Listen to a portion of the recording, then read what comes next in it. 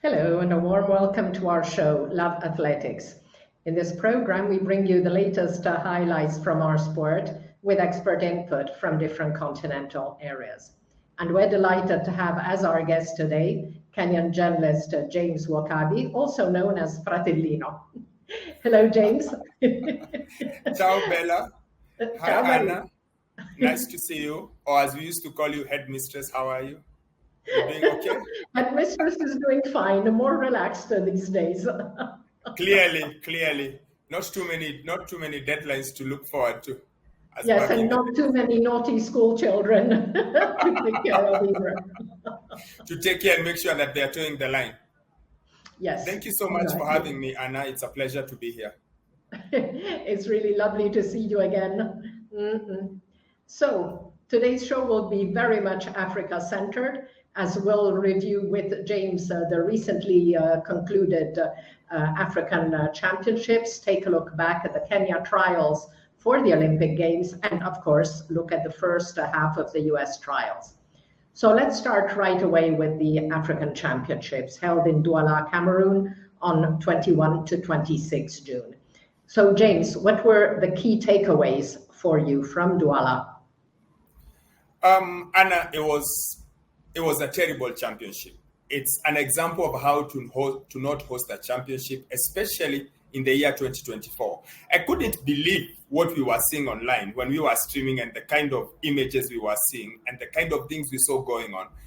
There's nothing about that meet that speaks international standards. There's nothing about that meet that spoke professionalism. And just to give an example, we had a clapper, Anna. We had a clapper of starting the races. Now, I don't know how long ago you last saw a clapper. I have a feeling it might be somewhere in Africa, in a primary school's meet or a youth people meet. The last time you had someone with 2 pieces of wood clapping them so that the races can start, complete with a speaker, with a Bluetooth speaker. Absolutely incredible. All the stories coming out of Douala are exactly what a championship should not be like.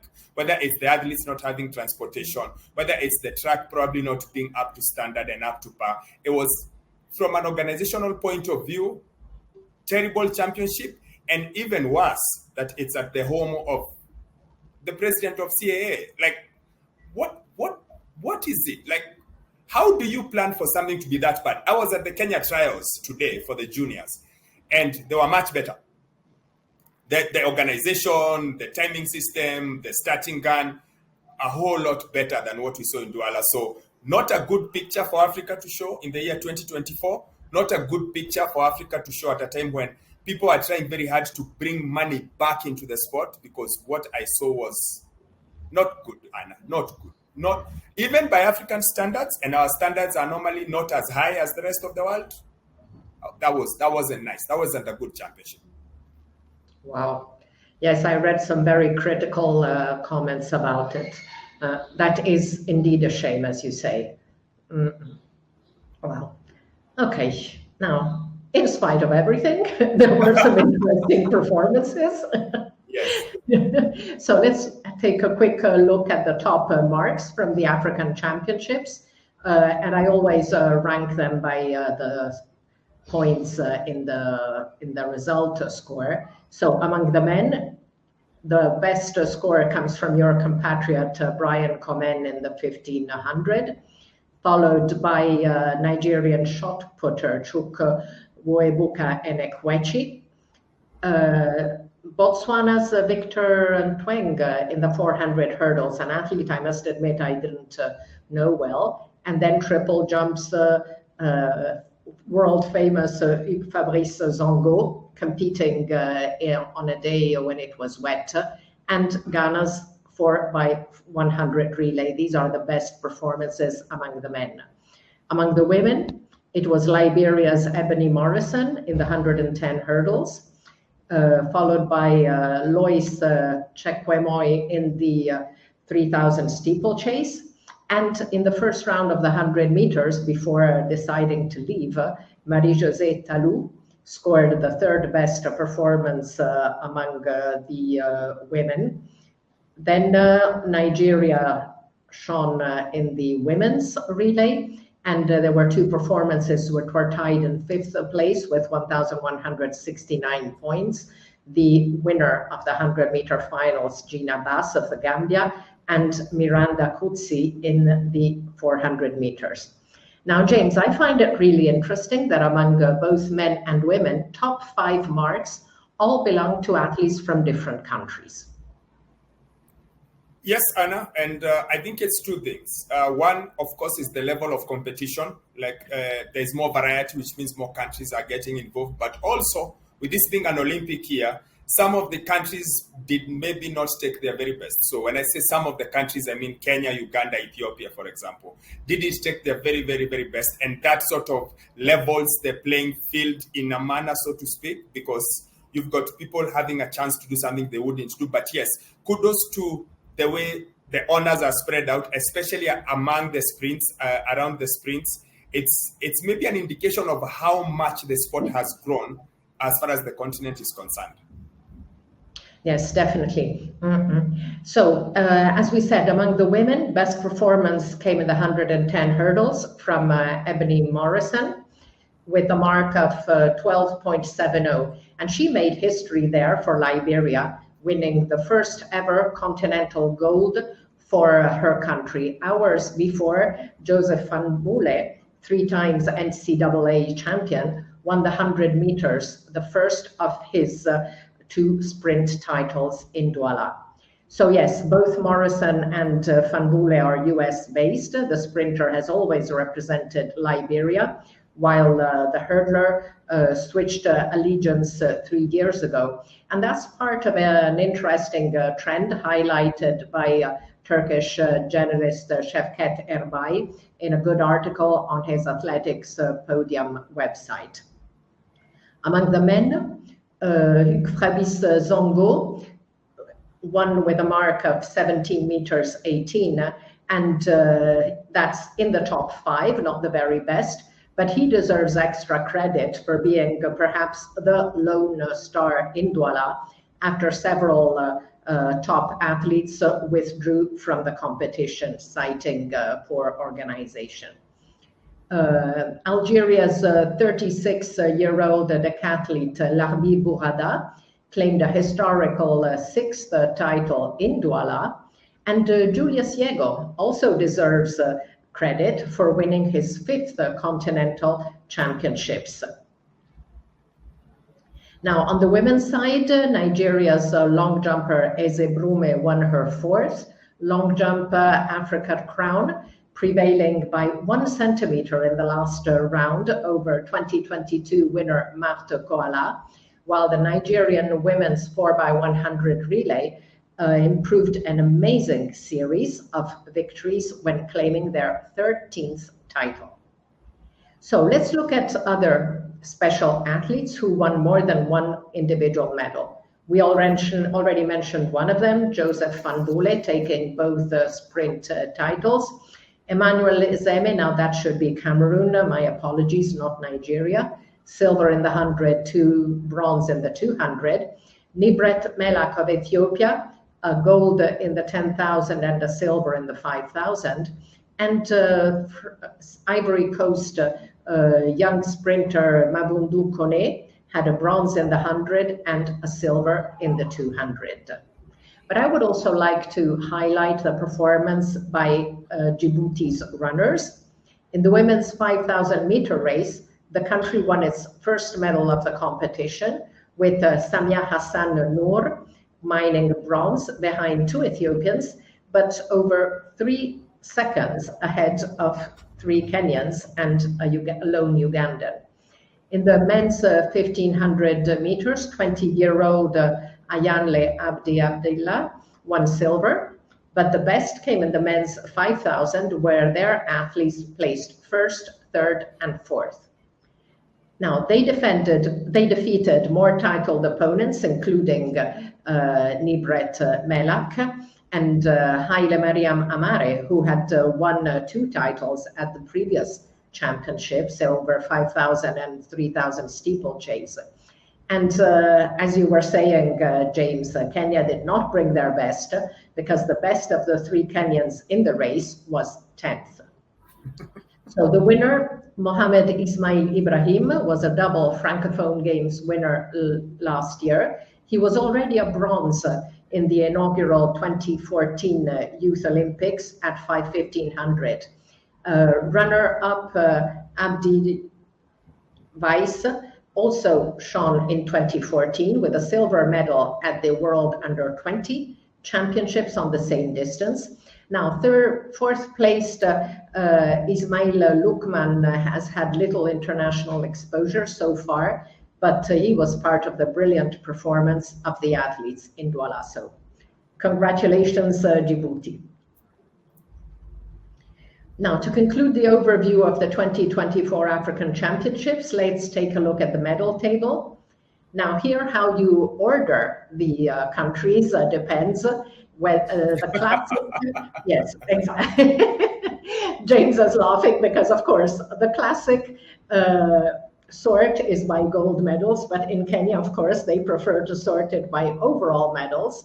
So they have Kenya as number 1 because it has 18 medals to South Africa's 17. But we're following the international standard, so we go with South Africa at the top. 7 golds, 17 total. Kenya, very evenly distributed, 6 medals in each medal for a total of 18. Nigeria and Ethiopia both have 5 golds. And then 3 countries, Liberia, Ghana, Senegal, with 3 golds each, and Algeria, Botswana, and Uganda with 2 golds. In total, 16 countries won gold, and 26 countries won at least 1 medal. So, James, any final thoughts on African Championships in Douala? Not bad. The competition itself was good. Of course, it's overshadowed by the Olympics because it's an Olympics year, so the big dogs are all looking forward to the Olympics. But for the young upcoming athletes, the Africa Championships is always the first place we get to see you. It's the first senior platform we get to see you. If you go back to 2008 when we saw David Rudisha in Addis, if all the way coming forward. So from a Kenyan angle, good to see Brian Komen get the gold. He was one of the guys we thought was a dark horse for making the Olympics team, but maybe the competition was a bit too tough for him. And also keep an eye on a girl called Sarah Mora. And the reason we say that is because she's really young. She's Mary Mora's cousin, literally. And she's been running the 800 for less than a year. So for her to go under 2 minutes and she's been running it for less than a year, just tells you maybe the amount of talent there is there. And later on, maybe I'll mention her a bit when we talk about the World Under 20. But it's good to see the generation next, so to speak, where the athletes are concerned. Of course, there's some of the old dogs, Ese Brume, Julius Diego, just holding on and still showing who's the boss. But for the most part, for me, the African Championships is a step up. It's just to show you what is coming next as far as the continent is concerned and the stars coming through. Yeah, definitely. Definitely. And I was going to ask you about Sarah Mora. So we'll talk more about her now when we speak about we need to go back a couple of weeks and talk about the Kenya trials for Olympic Games, which were held on 14 and 15 June. So what were the key results from the trials, starting with the men? The first one, of course, would be Ferdinand Omanyala, especially with the men, because he's the crowd puller, he's the star of Kenyan athletics. Now he's the guy everyone comes out to watch. And for him to run 9.79 was sort of a statement because he's had a slow start to the season, he's changed coaches, and he's approached the season differently. He's not gone full out early on in the season. They're trying to pace it to make sure he picks at the right time. So for him to run 9.79 was a mark for us to see, yeah, he looks like he's getting there. He looks like he's getting ready. It was a big, big result for him.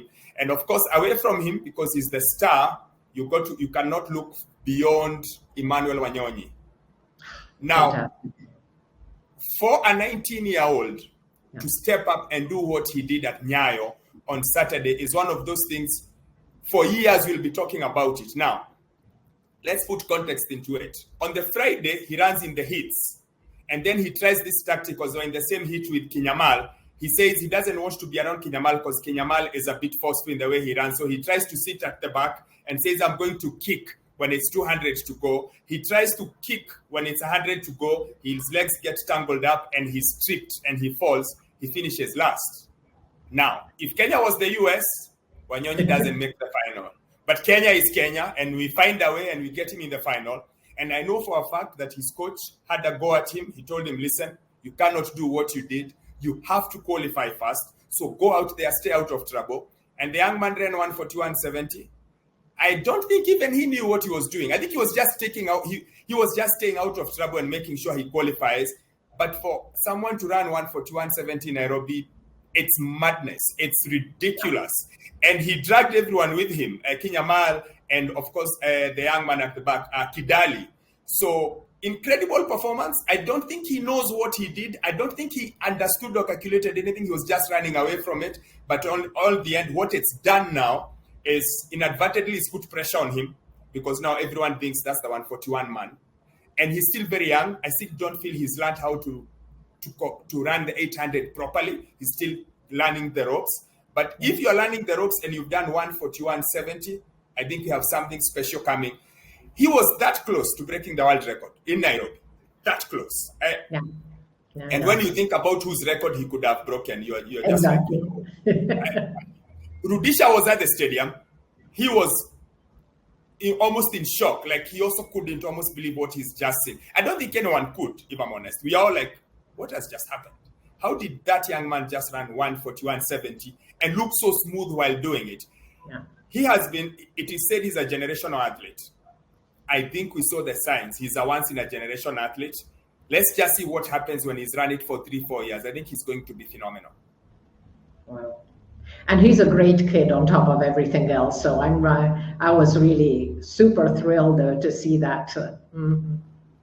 Anna, I'll tell you this, and we used to do stories of African athletes and their background and where they've come from. When you finally hear Wanyonyi's story, you will be touched. This is a young man who has overcome so much just to be where he is. If once you hear his story, how much of struggle he's had to go through, how much he's had to fight just to be where he is today, it just puts a whole different meaning to it. He lost his father. His father got killed when he was so young, and he just fought and he just fought. And even when you speak to him, he tells you what he's had to do. He's the sixth born in a family of 12, Anna. And he has had to take care of everyone, from his mother all the way to the guys who are behind him. With his first earnings, all the way to now, he's taking care of his family every single day. He's just a special child who has overcome incredible obstacles just to be where he is today. And he tells me running doesn't scare him. He says, listen, it's just running. I have had to go through so much in life that just running, I'm okay. I will run. I'm not scared of running. So yes, special young man with such a incredibly sad, tough story, who's making up for time lost and who's determined to make sure that he elevates not just himself, but his entire family through his talent. Fantastic. Wow. Even more huge respect for Emmanuel Wanyonyi, definitely. I promise you, when I get, because I know someone is working on something to show his story, I will share it with you. It's a wonderful story. It's a story of fight and grit and determination and a desire and a drive just to be where he is. If top of my head, the stories we did, and we did a lot of them, maybe Patrick Macau, maybe Robert Mwafrika Cheruiyot, it's around those stories. It's around those storylines of someone who's had to overcome so much. And he is going to go places, that young man. Wow. Definitely looking forward to that story. Mm-hmm. Great guy. But yeah, so those are the highlights in the men. Of course, the men's 5,000 meters is not what it used to be. We probably don't care too much about it nowadays. The 3,000 meter steeplechase, the same kind of thing. It's there, it's not there. It stopped being our favorite race. I think we've replaced it with Omanyala. So the main highlights for the men were those two: Emmanuel Wanyonyi, what he did, and of course Ferdinand Omanyala, because Omanyala has become the darling of Kenyan fans. Everyone feels like they can relate to him. He's a nice kid. He talks well. He's energetic. He's bubbly. His personality is really good, and everyone sort of just buys into who he is. Wow. Now, what about the women? Anna, when you talk about Kenyan women, there's really only one woman to talk about. Her name is Faith. We say this is her world. We all live in it. But Faith Kipyegon hadn't started her season. We were all wondering what's going on. We were wondering what shape is she in? Would she come out right? Was she? And then Goodaf was running great times in the 1,500 meters. But then Faith showed up in the 5,000 meters and destroyed Beatrice Chebet. Look, we can excuse it, we can explain, but for you to beat the 10,000 meters world record holder with a 50-meter gap, we all wanted to know, is Faith okay? Yes, she is okay. The following morning, of course, was her race, 1,500 meters. That one we know, it's obvious. That is her. But again, she ran 3:53 in Nairobi, her opener of the season. And all the questions we had, is she fit? Is she ready? Has she gotten going? They were all answered on those 2 days. And when we look at it, we are like, yeah, she is ready. Of course, she had a slow start to the season, started the season, got a bit of a muscle injury. And then they said, not too serious, but you don't want to push it. She was supposed to run in Prefontaine Classic. She said, I don't want to go because the travel is too long. I lose a bit of time. Plus, the main focus is the Olympics. Now, we had questions. How ready is she after the trials? So I'm looking at her and thinking, remember, she's looking to make history 2 ways in Paris. First woman to win 3 gold medals in the 1,500 meters and first woman to do the double. Can she do it? I think she's very, very close. She looks in very, very, very good shape. And Patrick Sang feels she's ready. Her physio told me, James, I told you, she will be okay. She is okay. Touch wood, she continues the same way. She was the star of the trials. And maybe if you're moving away from her, it was good to see Beatrice Chebet again run. First time she's run since breaking the world record. She's also in the team. She's really keen on doubling. I'm not too sure why, but she wants to double, so she will double. And then, of course, Mary Mora running in the 800 meters. She was beaten by Lilian Odira. Odira is an upstart. She's a girl who's just popping up from nowhere, and she seems to just be pushing and pushing and pushing. And we're looking at her, you think, that would be good. Her sister, our cousin sister, like we call them, cousin sister, Sarah was second, Mary was third, but nothing. I don't think there's anything to worry about there.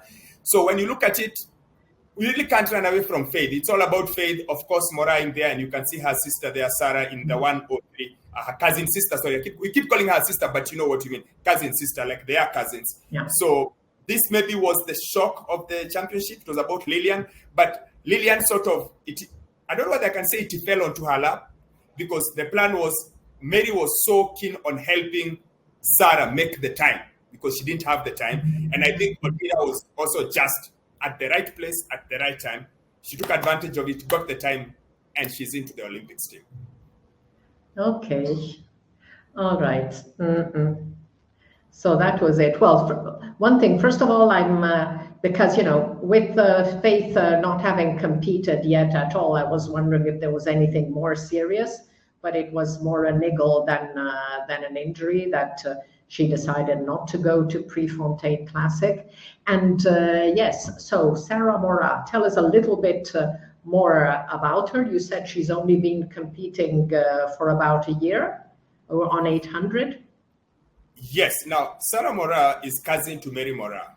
So she finished school last year, and then she told Mary, I'd like to come and train. So she was in school, but she was running the 200.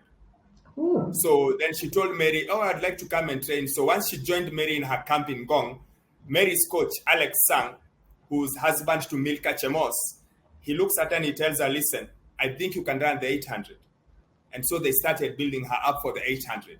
Slowly but surely, it just started putting it together. This is in November last year.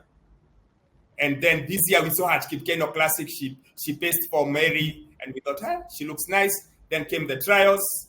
She was second. And then she went to the Africa Championships where they were hoping she'd get the time. She hasn't gotten the time, but she won gold. She came back. She was at the trials on the 28th of June. She was at the junior trials. She won, but she didn't get the time again. And I tell you this, she was so devastated. She was in tears, but Mary was there encouraging her, telling her, listen, it's only been a year and you're already running 159 in Nairobi. Let's just keep at it. Let's see what happens next year. But yes, she's one to watch. There's something about her. She's slightly different from Mary. She's not as bubbly. She's not as talkative, but you can tell the steely determination. And when you look at the times, you think, yeah, I think there's something there. I think the future of 800 meters is in safe hands, and it's in the Mora clan. It's Mary holding it, and Sarah is coming right behind her. She is very determined, and she owes everything to what she's doing now to Mary. Mary's really been dragging her along. Mary keeps saying, I want one of us to join with me so that they can both elevate their families. Again, Mary is like Emmanuel. Yeah. Mary is an orphan. Mary never met her parents. She has no recollection of her parent, mother or father. She was brought up by her grandparents. So, and she is so deep. That is, it explains the fire she has in her. When you watch her, you can tell the fire she has in her. So, when she sees her cousin can do it, she's like, "Come on, let's go. Let's see if we can both do this for the name of our family and everything." And so far, she's doing really well. Fantastic. Now, James, Kenyan selectors now face a tough task of finalizing the team for Paris. Yes, they do. Yes, they have, because they have got to figure out a few things. The men's 1500 meters has a question mark on it because of Munguti doesn't have the time. The women's 5000 meters, they have to figure out what to do with it there. But the team is more or less put together. Those are sports that we don't really worry about or care about too much. We've got the main team as is. When you look at it, you think about the women, you see you've got Mary in the 800, Faith in the 1500. You've got Nelly Chepchirchir, who's just behind her in the 1500 meters, who I think has so much talent and would go on and be even better once she puts a bit more. And this is just a feeling. I feel as if she has so much talent. All she needs is to put it all together.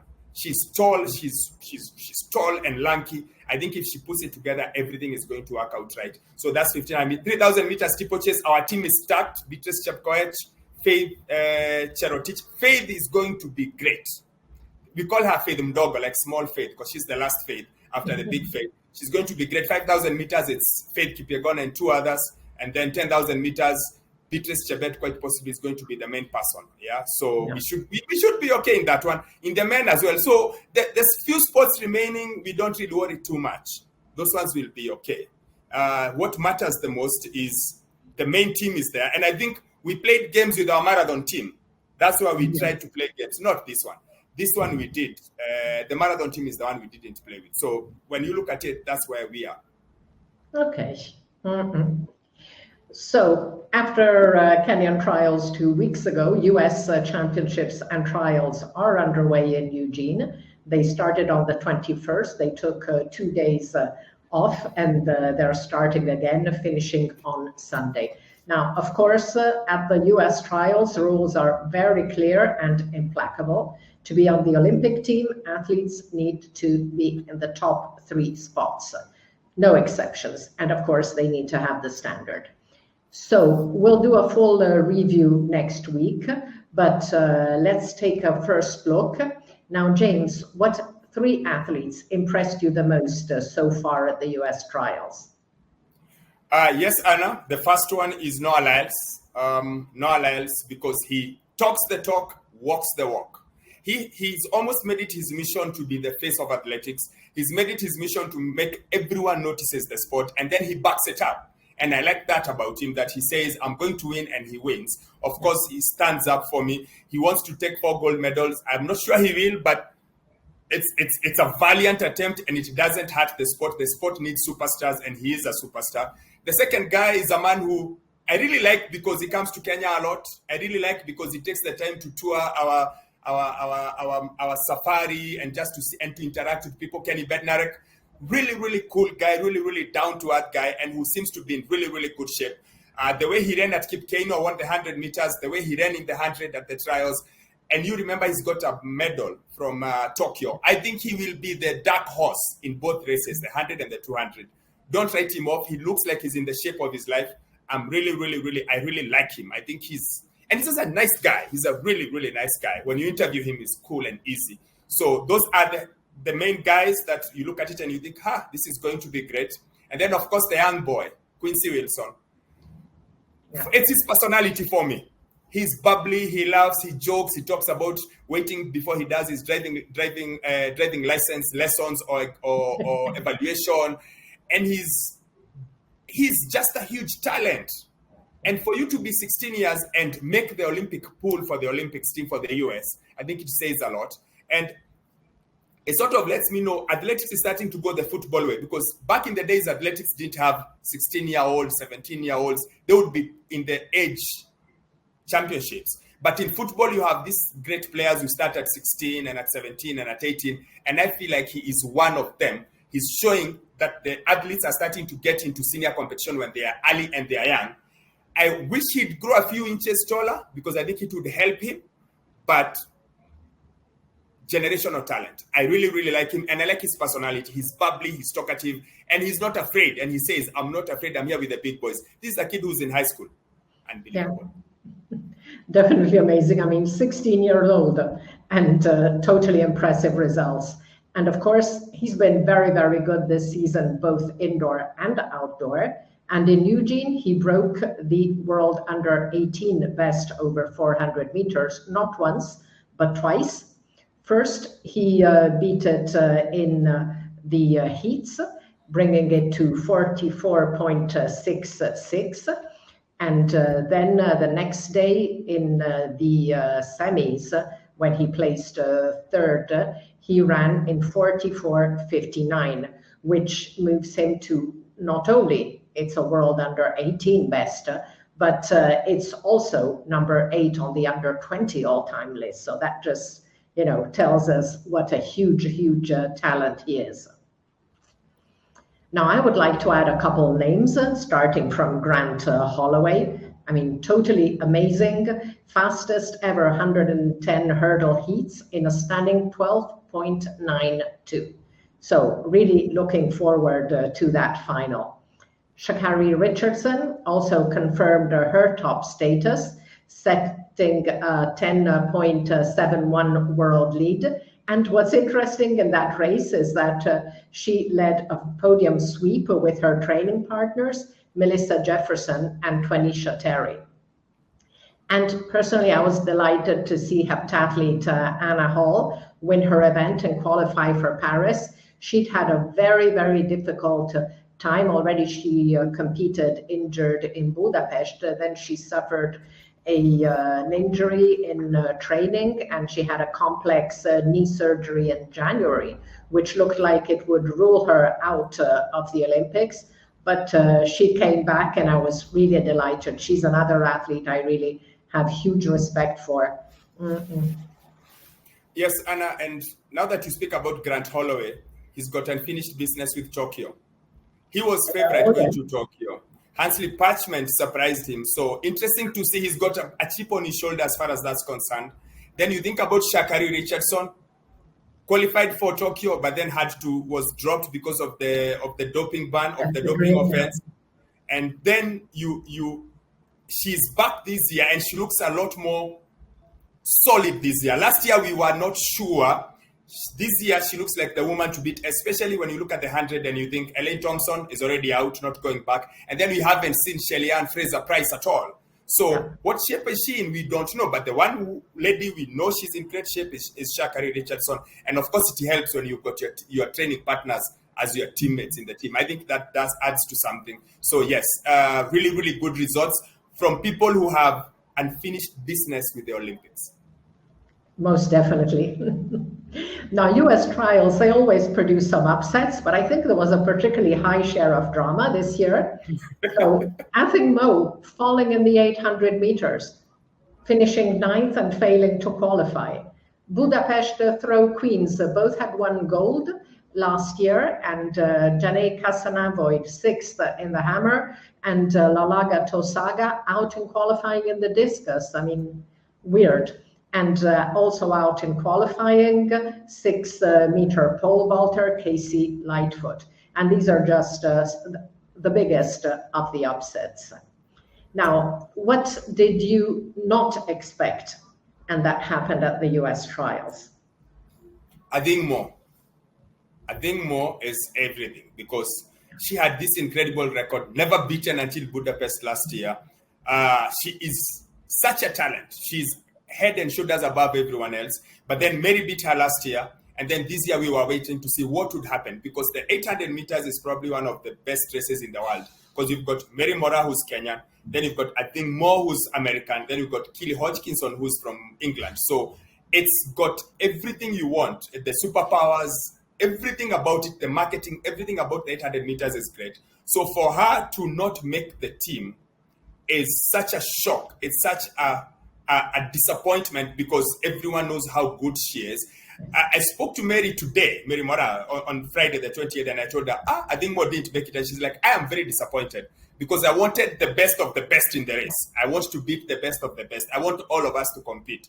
But looking back at her, I am not, when you think about it critically, she would have fallen off, because what happened to her, I think, in my opinion, is a consequence of not racing enough throughout the year.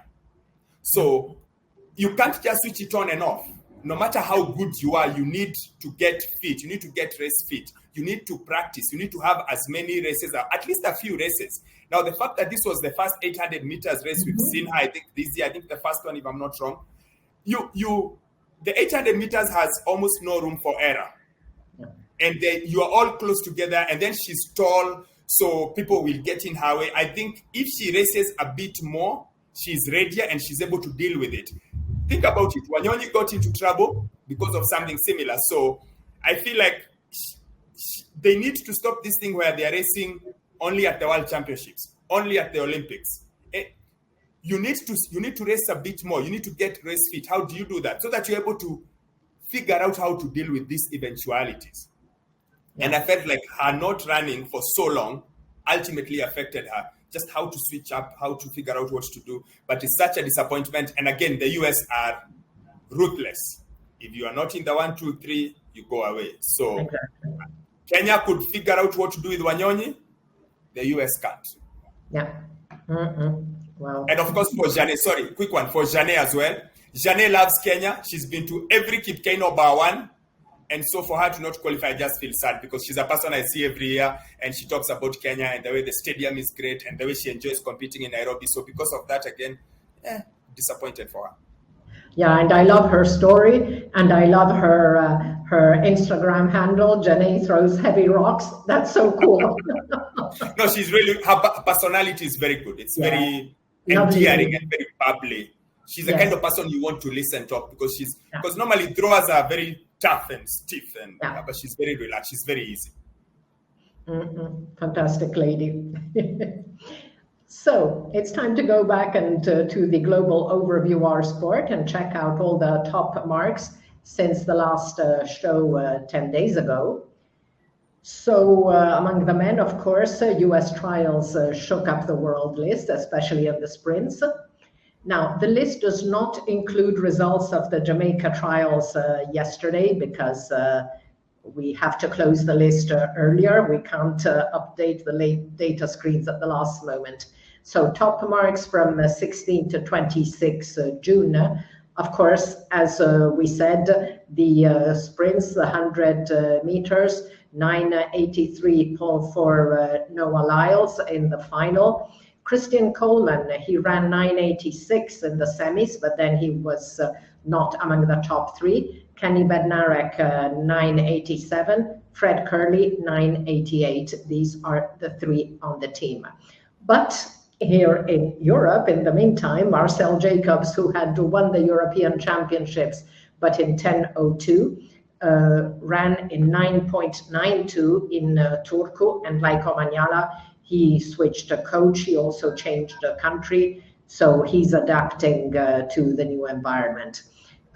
In the heats, Noah Lyles already had 9.92, and Christian Coleman in the final had 9.93. There were also two very good windy marks by Noah Lyles and Kenny Bednarek, 9.80 and 9.82 in the semis, but the wind was 3 meters per second. In the 400 meters, good mark, 44.17 by Quincy Hall, winning the final. Now, 1500, the US guys are starting maybe to look a little bit more concrete. Cole Hawker, 335.59, Yared Nowuse, 338.6. We'll see what happens in Paris. 110 hurdles, of course, we mentioned Grant Holloway, but also in the heats, Jamal Britt, 13.07, which is not bad at all. Trey Cunningham, 13.12, and Daniel Roberts, 13.14. 400 hurdles, the US trials didn't have that in the program in the first days, but over in Europe, in Madrid, Abdelrahman Al-Salek, formerly Abdelrahman Samba of Qatar, back in good shape with 47.97, and Wilfried Hapiot of France, 48.01. Now, the pole vault, while Mondo Duplantis is taking a little break, EJ Obiena in Bydgoszcz, 5 meters 97. Thibaut Collet, very good 5 meters 95, and he now beat his father's record. His father had 5.94, so a family record. And 2 athletes cleared 5.92, Emmanuel Karalis of Greece in Bydgoszcz and Sam Kendricks in Eugene to win the US trials. Also, EJ Obiena 5.87 in Poznan, and Jacob Wooten at the trials, also 5.87. Now the shot put, it had been mainly about Joe Kovacs and Leonardo Fabri, but of course Ryan Krauser hadn't competed yet. He was back with an excellent 22 meters 84, the 5th best mark this year, but very, very good performance for him. Joe Kovacs 22.43. Peyton Otterdal 23.26 at the trials, and in between Leo Fabri, another great throw of 22.38 in Bydgoszcz. And Kovacs already had 22 meters 13 in the qualifying round. There was also an interesting mark by Saudi Arabia's Mohamed Douadatolo in Madrid, 21.80. And Jordan Geist, 21.79. In the decathlon, the winner of the US trials, Heath Baldwin, 8,625 points, which is a very respectable total. Top performances among the men remain the humongous world records set by Mondo Duplantis in the pole vault with 6.24 and by Nicolas Alekna in the discus with 74.35. So we mentioned the Asian record in the shot put by Saudi's Mohamed Douadatolo, and we need to honor him, as is tradition, with a screen for his effort. On the women's side, top marks of the last 10 days were practically all from the US trials. So let's take a look. Top marks again from 16 to 26 June. Sha'Carri Richardson, we mentioned Melissa Jefferson, 10.80, Sha'Carri 10.86 in the semis, and Melissa Jefferson also 10.87 in the semis. So these are the top marks in the sprints. Now the only event which is not from Eugene is Molly Coddery. She had dominated the indoors, then she fell a bit flat and didn't win gold at the Europeans, but she cleared 4 meters 92 in Toulouse and moves to number 7 in the all-time list. In the discus throw, Valerie Ullman, 70 meters 89, her first throw over 70 meters this year. She's still behind Yaime Perez, but a very good return to form, or improved, continually improved form. And in the heptathlon, as we said, Anna Hall totaled 6,614 points. That's not near her personal best, but considering the injuries she had, it was really an amazing result. Best performance among the women, of course, remains Agnes Jebeten-Getich and her fabulous 10K world record. Under 18 and under 20 athletes also had some great performances in the last 2 weeks. Starting with the under 20, we had looked at some performances in the last show, but hadn't checked them all, and now I've checked them all. So here they are. Some we had already mentioned, like Samuel Ogazi of Nigeria at the NCAAs. And of course, we have spoken about Quincy Wilson and his 2 world under 18 bests, but he also had some other amazing performances in the final. in Eugene, 44.94. And on 13 June in Philadelphia, he had already run in 45.13. So really a fabulous season. And he had also set the world under 18 best indoors on the distance. In Vienna on 22 June, Australia's Peyton Craig over 800 set an area under 20 record with 1:44.12. In the 1500, Abdissa Fayisa of Ethiopia on 14 June in Nerja moves to number 16 on the under 20 all-time lists. Another name we've quoted often is Binyam Mehari, and we'd already mentioned that at the Kenya trials for the 10,000 race in Nerja, he had established a world under 20 record with 26:37.93. A couple weeks later, always in Nerja, Yisma Dillu, 27:08.85, moves to number 14 on the under 20 all-time list.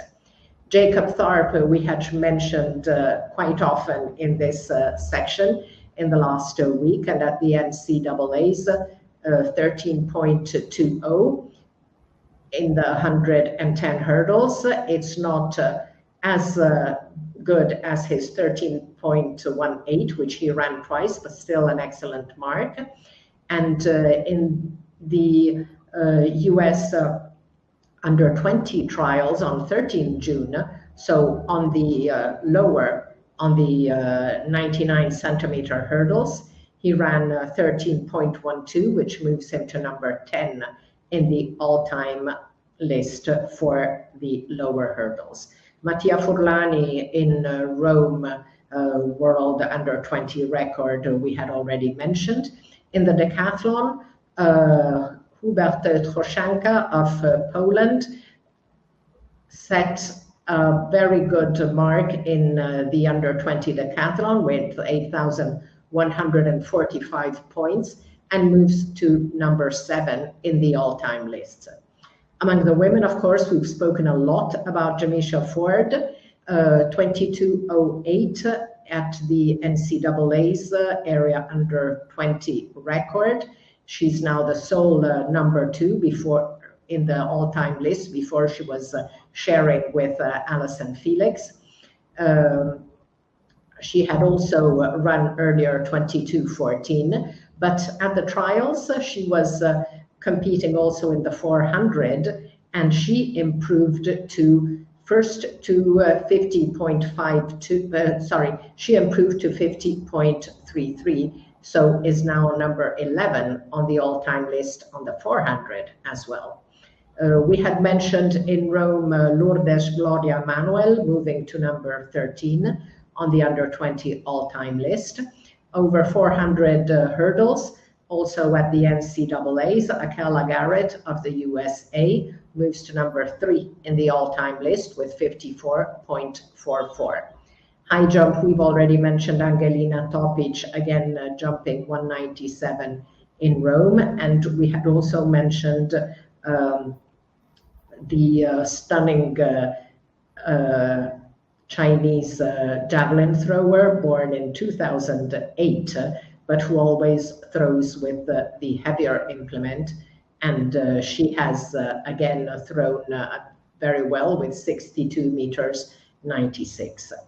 Now, among the under 18, we had kind of neglected them for a couple of weeks, but now we've checked all the marks. So since the 1st of June, in the 200 meters, Jake O'Day Jordan moves to number 15 in the all-time under 18 list with 20.55. Quincy Wilson, of course, we've already spoken about him when speaking about the under 20s.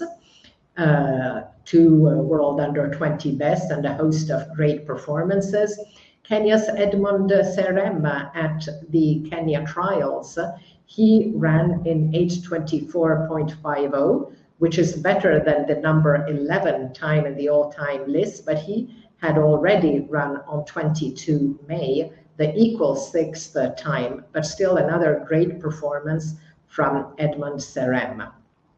Now, interestingly, there were quite a few results among the under 18 in the throws, starting with Jason Cantwell, who first on 14 June, so at the US under 20 championships, he first threw 21 meters 92 with the 5 kilo shot in the qualifying and improved in the final to 22.38, which moves him to number 6 in the under 18 all-time lists. Among the women, for Ethiopia on 19 June in Belgium, Martha Alemayo over 5,000, 14:39.61. That's number 2 on the under 18 all-time lists. In the pole vault, Hannah Grace of the US at the under 20 US championships, 4 meters 40, moves to number equal 9th on the under 18 all-time list. And then among the women as well, quite a few good results in the throws. Greece, Maria Rafaelidou with 18 meters 70 moves to number 8 in the under 18 all-time list. Then a series of good results in the hammer throw. Clara Hagemann had already moved to number 10 in the all-time list. She improved that on June 1st to 71 meters 77, then improved again the following day to 72 meters 66. And a couple of days later in Finland, Pinja Karha with 72 meters 06 is now in number 10. So a lot of really good performances in the throws, which is surprising because if you look at the throws lists, both for senior, under 20, under 18, most marks are from the 80s and 90s. So it's good to see younger throwers doing very well in this event. And the last mark from under 18 in the heptathlon with under 18 implements, Finland's Enni Virjonen moves to number 9 in the all-time list. So that's it for our overview. And let's dare now to look at the Olympic Games. So we're only 2 days away from the closing deadline for athletes to set qualifying standards for Paris. And many countries are finishing their national championships and trials or starting them over the weekend. So, but still, let's try with some predictions. Now, starting with the marathons. Those teams have been announced. And okay, Eliud is hoping to make his 3rd Olympic title. And interestingly, he's going to face Kenenisa Bekele, 21 years after they first met at the World Championships in Paris over 5,000. Now, they may not be the very top favorites, but I still think it's a fascinating duel. Yes, Anna, it's fascinating. It's the last dance, like Michael Jordan showed us with that docuseries. It's the last dance for 2 of the greatest distance athletes of the last 2 decades. Because you've got Kenenisa and Eliud Kipchoge. You've got 2 people who dominated the sport. Kenenisa, of course, was top dog on the track, 5,000, 10,000 meters. Eliud played second fiddle to him all the way until they got to the marathon, where there was a roles reversal. Now Eliud is the main guy, and Kenenisa just hasn't quite put it together. Now they are both in the sunset of their careers, in the twilight of their careers. They are maybe not the outright favorites, but just for them to meet one last time and have a go at each other one last time. I think it's a beautifully well done story. That it's happening in Paris is an additional to it because that's where they started 21 years ago. That finish was incredible. We probably won't have such a finish this year. They're probably not the favorites, both of them, but it's just good to see both of them there. Of course, Eliud is chasing history. He's chasing legacy. Kenenisa just wants to show I can do this. So it's going to be, it's an interesting race. I keep saying this, and I will say it to you, Anna. We don't owe Eliud anything. We don't need him to promise us anything. He's already done way more than we thought he can. Whatever he gives us in Paris, we are good with it. Of course, everyone hopes for the fairy tale ending, that he can get the gold, but not too worried about it. I think Kenyans will be looking at him and Benson Kipruto and thinking, these 2 are the main guys. Benson Kipruto is really calm, he's really quiet, and he's he's really eager to take over from Eliud. And he says it. He says, I adore Eliud. I idolize Eliud. I hope I can go on after Eliud. So maybe it's the main hope. For Ethiopia, of course, they will be looking at it and thinking, Girma, maybe they'll be looking at it. It's going to be close. But for these two old men, just for them to be there and the story around them and how much they have dominated the sport should be a classic race for you in the men's. Definitely. Mm-hmm. So, James, what do you think will be Kenya's safest bets for glory in Paris? Oh, Anna, this is why I have to try and use logic and keep the heart aside, because my heart tells me many, but I've got to try and find a balance. I think Faith gives us 2 gold medals in the 1500 and the 5. With I think more not being there, I think Mary's chances have shot up. So I would go ahead and say Mary, because I think Mary has the beating of Kelly Hodgkinson. I think she has. She's lost to her once, but I think she's okay with Kelly. In the last 100, I think Mary will take it. Dare I say Beatrice Chepkoech in the steeplechase? I know there's Peruth coming. There's Peruth wants to defend her title. She looked very good at Prefontaine Classic, but I think Beatrice is back to being the shape that she is. And watch out for Faith, like we call her, Faith Mdogo, the youngster in the steeplechase. So I would go up and say yes. So that would be, so I'm talking about 4. Those are 4 in the 10,000 meters I am not sure of. And the only reason I'm not sure of is because the 5,000 meters comes first and then the 10. So Beatrice wants to double. Now, I remember Vivian Cheruiyot in London 2012. She wanted to double. Her main race was the second one, the 5,000 meters. We started with the 10. Tirunesh destroyed her. When she went to the 5, she second-guessed herself, and Tirunesh and Meseret played a game, and she lost that one. So that worries me where Beatrice is concerned. Can she run in the 5, where she most likely will only get a medal, and then get ready for the 10 and go out in the 10 and get that gold that she wants to? That's the only thing that makes me a bit worried about it. Other than that, if she was only running the 10, I'd be sure of gold. But if she's doubling, I'm not sure too well about the doubling. I'm not sure how she handles the pressure. Yeah. So that is in the women's. The women's marathon, wide open again, but you've got Helen and you've got Perez, both very tough competitors. I think one of them will get the gold. Even though the Ethiopian team is as good as you would expect, is as tough as you'd expect, but I still feel between Helen and Perez, one of them will do it. So I think the women could get you 4 gold medals, 5 gold medals. It's the men I am not sure of, Anna. Let me just, as I finish. The men I'm not sure of. Wanyonyi, if he can handle the pressure and the rounds, I think he's a sure bet for the gold in the 800. 1,500 meters, I'm not too sure. 3,000 meters steeplechase, not going to happen. 5,000 meters, not going to happen. 10,000 meters, not going to happen. So it is Wanyonyi in the marathon. Yeah. Those are the only gold medals I see amongst the men. Wanyonyi 800 and the men's marathon. Maybe Benson might do something incredible. Maybe Eliud makes history. But 3,000, 5,000, 10,000 meters, not seeing it happening. Now, just to go back to Beatrice Chebet, because I mean, her world record race in Eugene was totally mega impressive. And also, I really have the impression that she's gained a lot of confidence in the last couple of years. So you think that the fact that she's trying to go for the double is going to make it more difficult for her in the 10? Because honestly, the Ethiopian ladies weren't so impressive this year.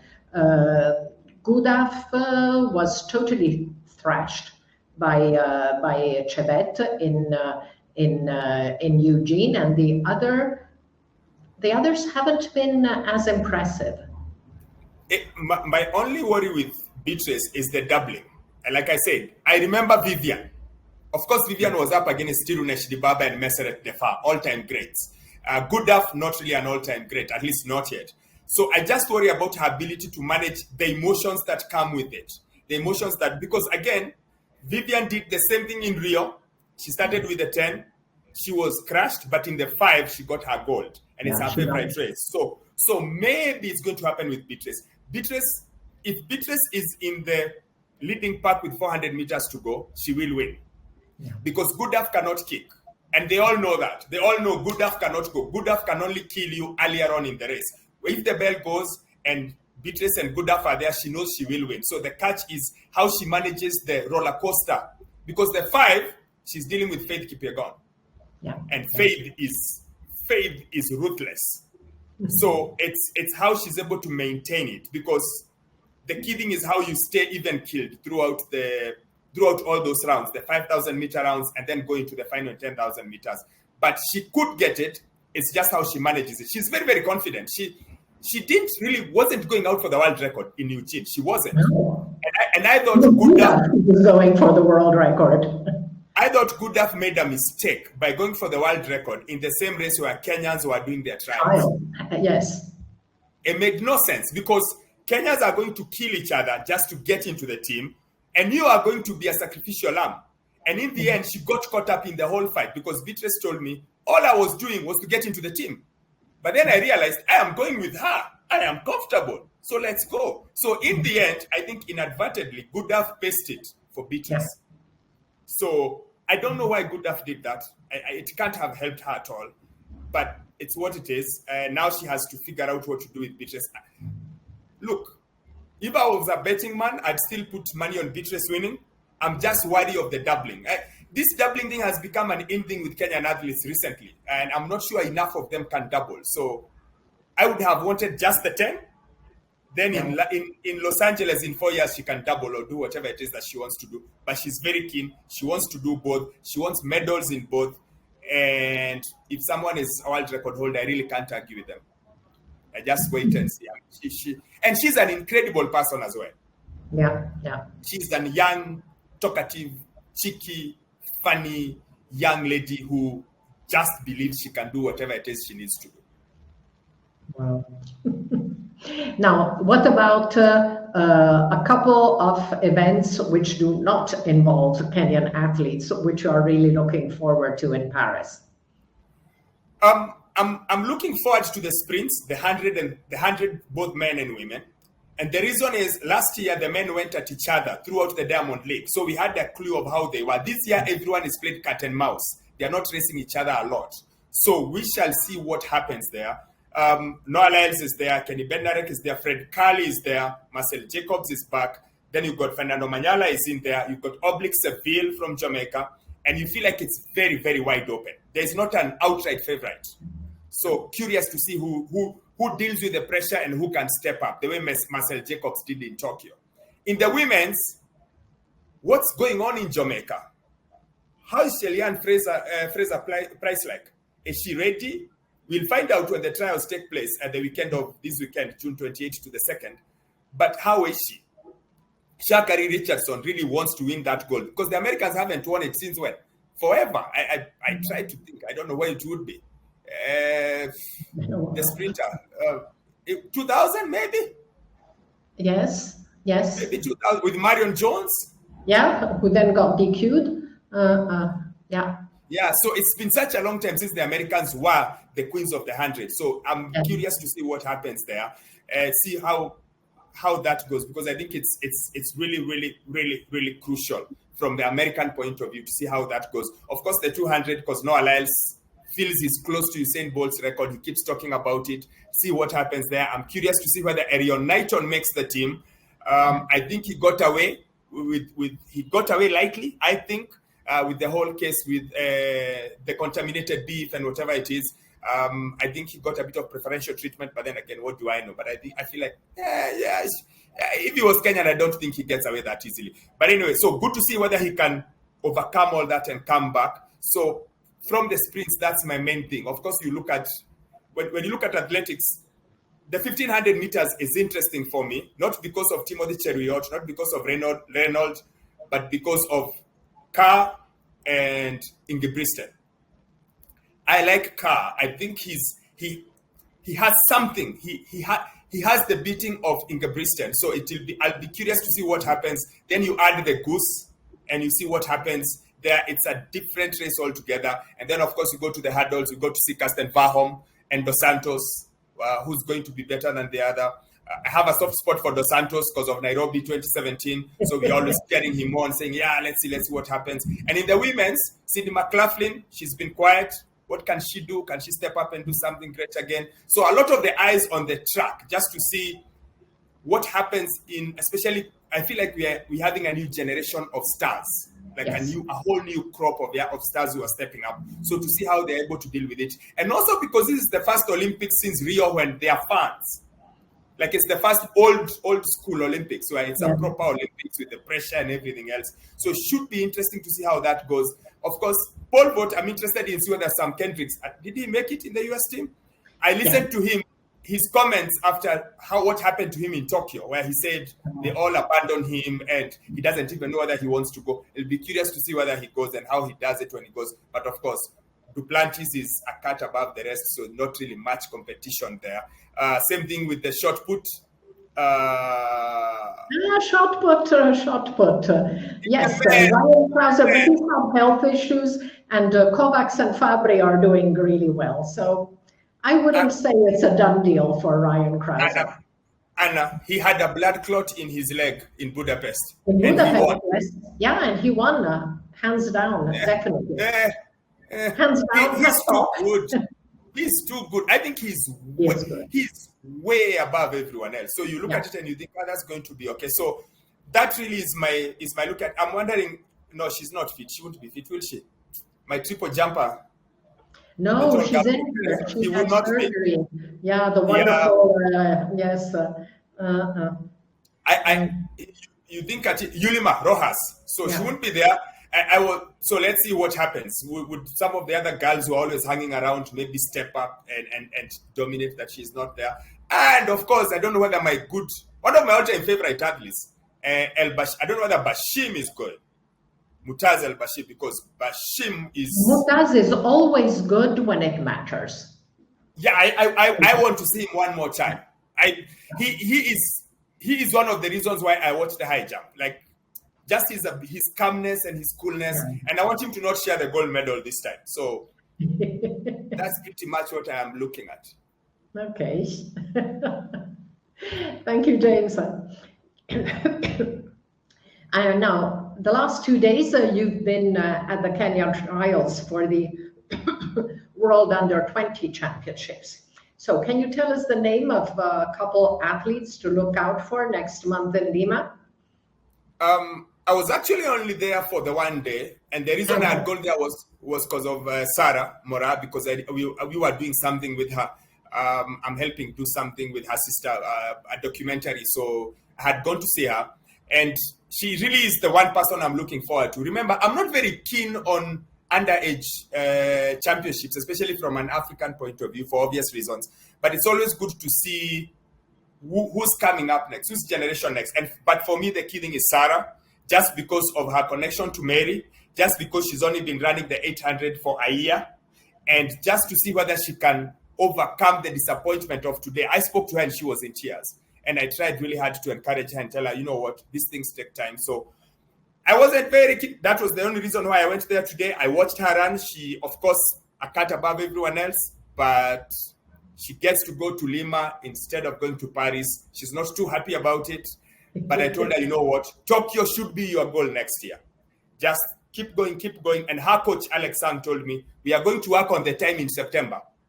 It's like between now and the end of the year, we are going to get that qualifying time. So it's just working on qualifying next year. So she really is my main person to watch, but I am biased. It's because I'm doing something with her family.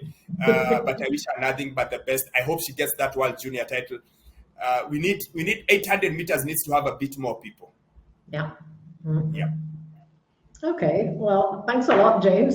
And I'll be definitely looking forward to this documentary that you guys are working on Sarah Mora. Thank you very much, Anna. Thank you for having me. It's always a pleasure to listen to you and talk to you. You always make me go back to thinking about athletics differently. You know, every time I talk to you, I have to go to remember the high jump, the heptathlon, the decathlon, the things that us Kenyans at times don't pay too much attention to. And you saw we got a medal in the decathlon at the African Championships. First time in 40 years or something like that. Some ridiculous time that the last time we got a medal. So every time I talk to you, you make me refresh my athletics. I'm like, oh yeah, I've got to make sure I have this. because headmistress said we must get everything this way. So thank you so much for having me, and talk to you soon, hopefully when the Olympics start and the gold medals are coming.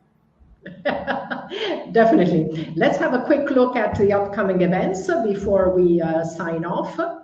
So we have still some competitions before Paris. Of course, the US Championships, which started on the 21st, finish on Sunday.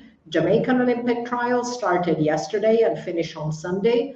Over the weekend, lots of countries holding their national championships. Then we have 2 Diamond Leagues, July in Paris and 12 in Monaco. And in between, also on 7 July, the Fanny Blankers-Koen Games in Hengelo. Weird that they would choose the same date as Paris. And on the 9th, the July István Memorial in Székesfehérvár, Hungary.